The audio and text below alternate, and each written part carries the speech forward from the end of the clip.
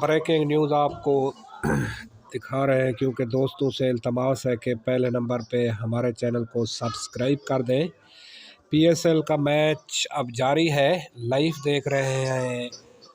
Karachi king और Quetta gladiator के दरमियान मुकाबला जारी है, क्योंकि कराची किंग बैटिंग कर रहे हैं। आपको ये मैच लाइव दिखा रहे हैं, क्योंकि अगर हमारे चैनल को अब तक आपने सब्सक्राइब नहीं किया तो बराए मेहरबानी सब्सक्राइब करें।